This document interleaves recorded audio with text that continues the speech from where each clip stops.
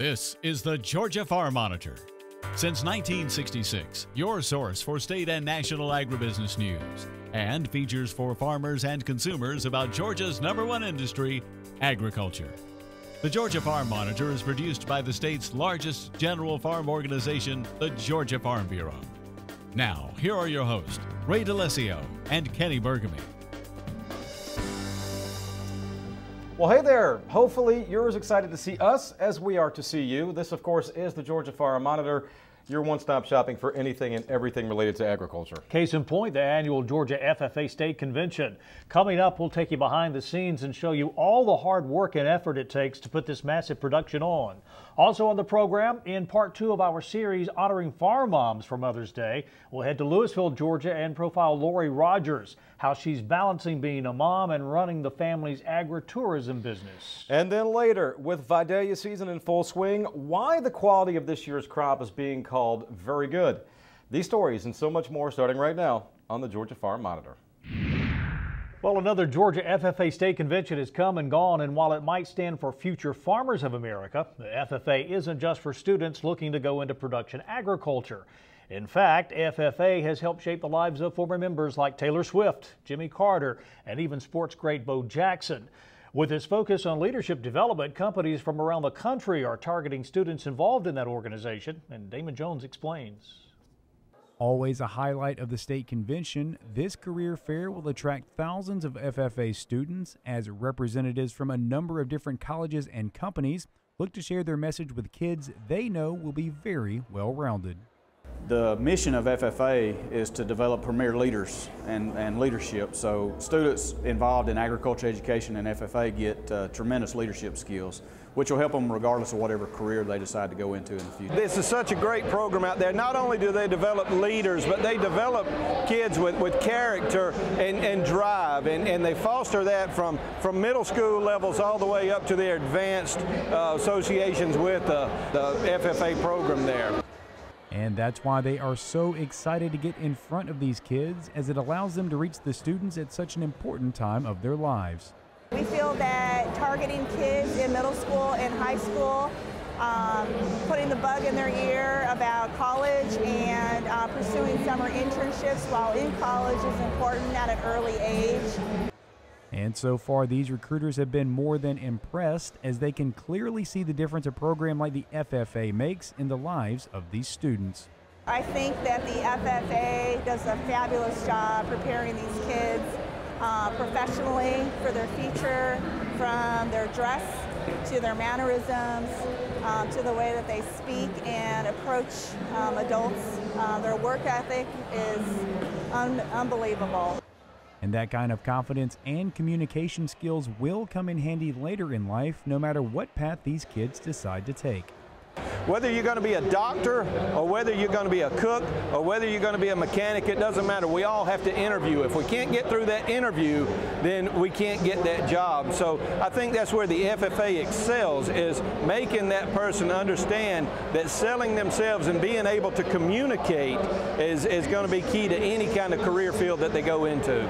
That's one of the main messages for this event, as it shows that there are a number of jobs in agriculture and beyond. I am here to remind these kids that there are all kinds of professions out there to pursue, whether it's in sales and marketing, IT, accounting, project management, legal. The thing that we need most today are mechanics and engineers, and I am very happy to hear when kids tell me that that's what they want to pursue. And that's the main selling point for the FFA organization, as it looks to build on every aspect of the student's life, no matter the demographic. I would say students of any background, urban, rural, no matter what background a student has, that agriculture education has something for every student. And I think if you get involved, you will find leadership skills. Of course, there's production agriculture, but other career-related and consumer-related events that we do that would benefit any student. So there is something for every student in agriculture education. Reporting from the State FFA Convention in Macon, I'm Damon Jones for the Georgia Farm Monitor. All right, Damon, thank you so much. Now, for those responsible for making sure the convention goes down without a hitch, there is no rest. In fact, they are already looking ahead to next year. Prior to this year's convention, the Monitor was given a behind-the-scenes look at how something of this magnitude all comes together.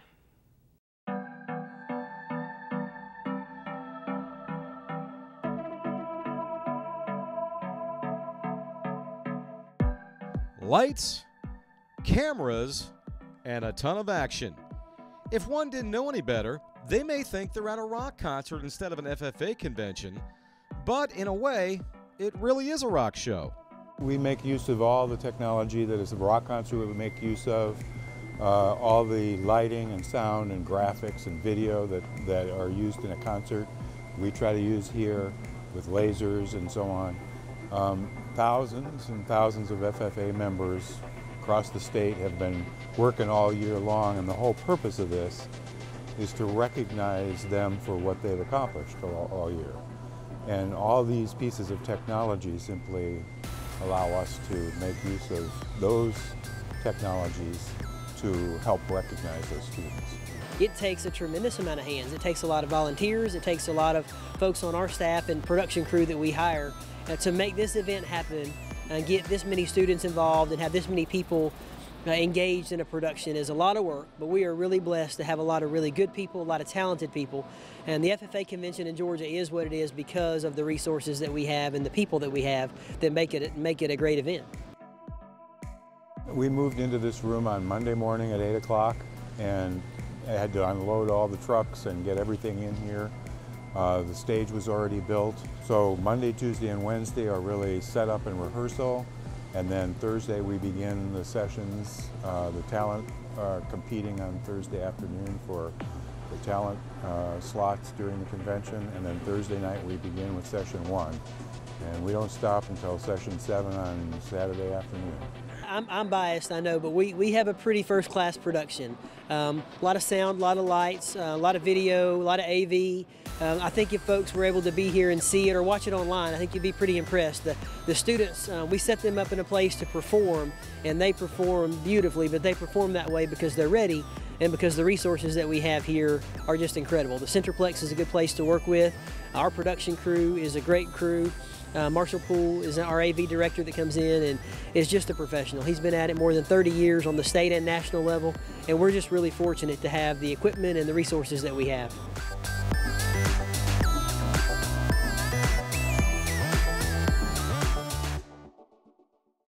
Yeah, pretty neat stuff. Well, still to come on the program, balancing farm life with the most important job in the world, being a mom.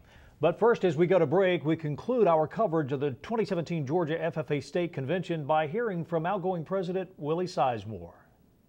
Hi, my name is Willie Sizemore. I'm serving as the State FFA President. I'm from Lee County.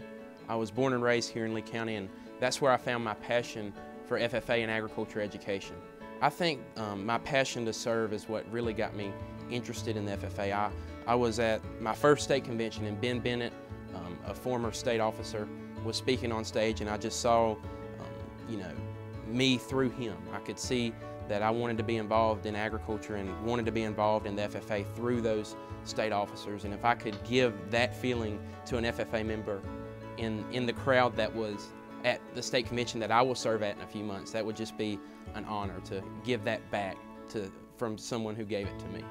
I've been able to experience many different things through the FFA, and I think that's what makes our organization so amazing. There's a place for everybody within the FFA. It doesn't matter if you're an urban member from Fulton County or if you're a rural member from Ware County. Anybody can be involved in this great organization.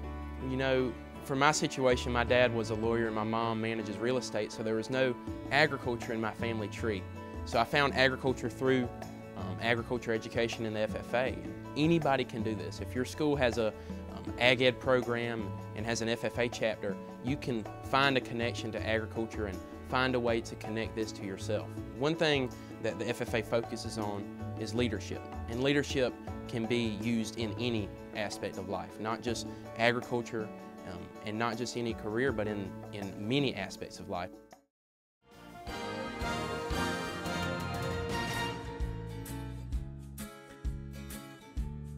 We moved here on this property in 1972.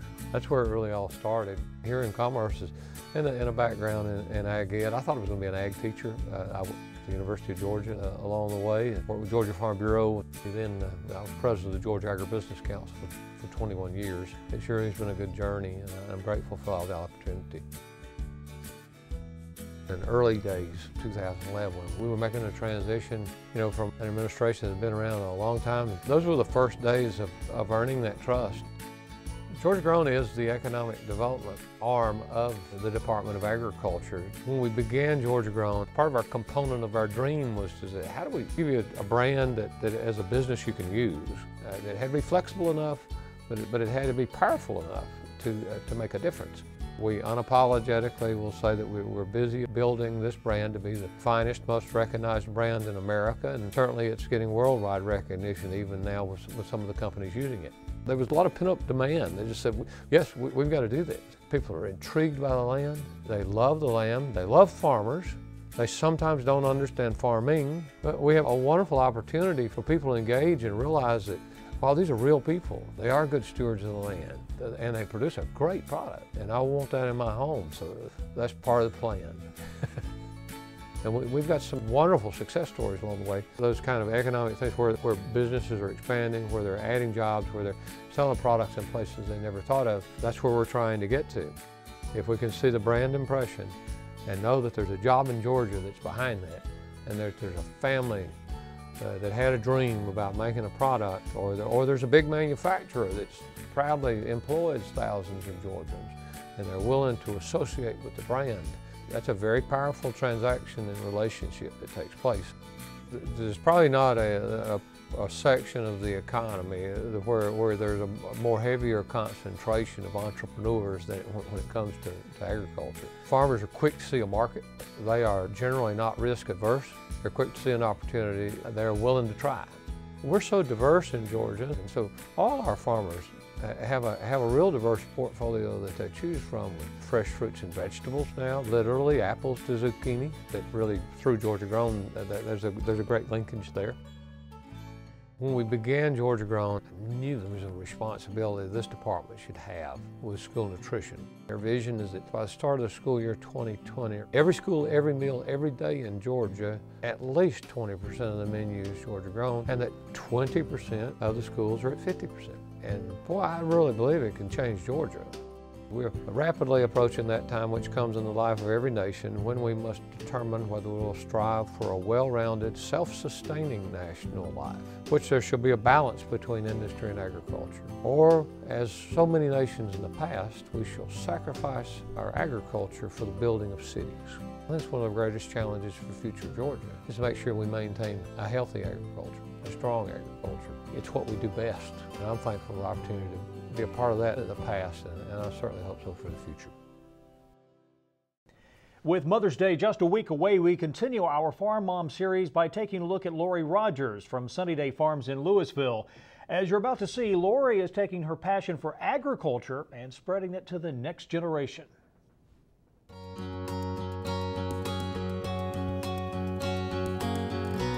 Hi, I'm Lori Rogers. Me and my husband own Sunny Day Farms in Louisville, Georgia. In the spring, we start off with you-pick strawberries. We have blueberries, blackberries. We grow all of our summer produce. And in the fall, we have agritourism where we do a corn maze and a pumpkin patch. We also farm about 1,100 acres of row crops, peanuts, corn, and cotton, and soybeans. It is difficult at times, but we work together, me and my husband. Our son comes right along with us. He helps us feed animals. He helps us, pick strawberries. We kind of do it as a team effort. There's times when my family needs me more than the farm does, and then there's times when the farm needs me more than, my family does. So, you just have to be flexible. My husband loves to farm, and to be able to raise our son here, he enjoys it. And then also I get some freedom to, be with him when he gets off of school, and then the summer breaks, he's with me. I don't have to worry about working a 9 to 5. It's flexible at times, but it takes a lot of hard work, and a lot of my times, there's a lot of times during the, growing season or planting season that, we don't see my husband every night for supper. you know, and we try to make a point to do that, but you know, there's times we have to sacrifice, but then there's times, you know, where we get to go on a field trip with him and we get to enjoy, you know, spending times that if I had a 9 to 5, I wouldn't be able to do. We love it. We have a couple of schools that come out and they like to do the farm to table. They actually feed their school from the farm a week out of the year, and we like to tell them and show them how, you know, we grow the crops out here. We pulled peanuts up from the ground and watch the amazement in their eyes as they see that they actually grow underground. So we took them out to the field and we pulled peanuts up and showed them that they actually grew under the ground, and we thought, oh, you know, this is, I mean, and we live in a rural area, and they still have no idea where their food comes from. So we did multiple trips to the farm like that, and then when he bought this farm, we decided to do more of a vegetable market with the U-Pick, and we got a lot of schools asking us about, you know, bringing the kids out for field trips since we, you know, try to educate them in the past, and it just went from there. They have a great time. I mean, they get to come out here, they get to play. There's no video games, there's no electronics. I mean, they just get out here and they just have fun. And, you know, in the midst of that, they're playing in corn, you know, and they get to pet animals that they don't normally see, and they get to feed them, and, you know, they get to learn a lot, but they also get to have fun and just run around and be kids. And we had a rainy season a couple of years ago, and we were trying to think, what are we going to name this place? And we prayed all that season for a sunny day, so that's how the name came, Sunny Day Farms. Now, just a reminder, if you missed any part of the story or others on today's program, you can see them in their entirety at our YouTube channel. That's the Georgia Farm Monitor. Once there, browse the archive of stories that date back to 2009. And once you're done watching all those informative stories, just keep on clicking and like the Georgia Farm Monitor Facebook page. If you have a story idea, or if you just want to leave us a comment or suggestion, feel free. Send us a message either on Facebook or at the address you see there on the screen. That is news@farm-monitor.com. When we come back, reaction from new Ag Secretary Sonny Perdue after attending a historic White House roundtable. His words of encouragement to Georgia Farm Bureau members.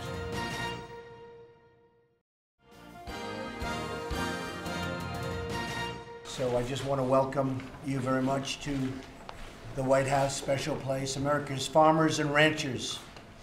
I especially want to congratulate Secretary, now I can say Secretary Sonny Perdue, who was just sworn in as the Secretary of Agriculture. And well, from the files of, in case you missed it, April 25th, 2017, the day former Georgia Governor Sonny Perdue was officially sworn into his new position.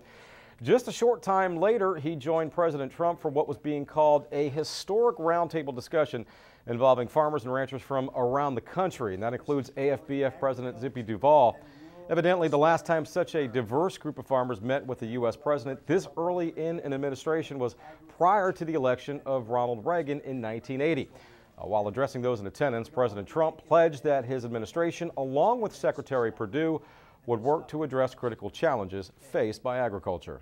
Our farmers deserve a government that serves their interests and empowers them to do the hard work that they love to do so much. And that's what today's executive order is all about.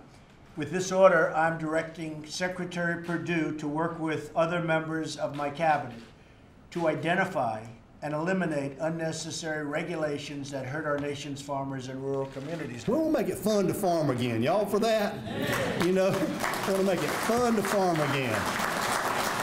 You know, fair prices and a place to just, most farmers go into farming because they want to be left alone. They don't want to have to, you know, be complying with this Mother May I rules all the time. And you've always been good stewards of the land. I don't have any problem with that. And I know that you'll care for it because it's your livelihood. You're not going to abuse something that's your livelihood. So from a regulatory issue, I think you're going to be happy with where this administration goes. And then certainly from an infrastructure standpoint. Meantime, Georgia Farm Bureau President Gerald Long all smiles recently. President Long receiving the 2017 Master Farmer Award during the annual ABAC Alumni Association Awards dinner. The award has been presented annually since 1955 in recognition of alumni who have distinguished themselves as outstanding farmers. It's based on leadership in the home, church, and community, as well as the use of wise and unique ideas in farm management and operation. It means a lot to me. I mean, you know, through the years of not, you know, what I've accomplished and all, but it's just an honor to be considered for this. As I said, goes back 50-some few years being here at ABAC. Yeah. The changes that it's made, and we came up a little earlier so we could ride around the campus and sort of reminisce of the old times and looking at the buildings and the changes that's been made and all, you know, and it's just great to see the campus and how it's grown through the years. Knowing it's reaching more and more people throughout the state, it means a lot to us. The Master Farmer, by the way, is the oldest of the awards presented by the ABAC Alumni Association. Finally this week, Georgia's famous Vidalia onions are now being shipped to consumers, and from what we're hearing, it is an excellent crop. Yeah, recently the Monitor's Mark Wildman traveled to southeast Georgia to get a look at the crop and to highlight some of the efforts growers are taking to ensure the best quality of onions make it to stores across the country. Here at B.G. Williams Farms, the packing house is running at full speed to make sure that customers get their Vidalia onions in perfect condition. Growers like the Williams family are very excited about this year's crop. We've been bringing in about 10 loads a day for the last 3 weeks, and we're trying to fill cold storage. We've had a good crop and excellent quality. We had a mild winter and fairly dry winter, which is just right for the onions.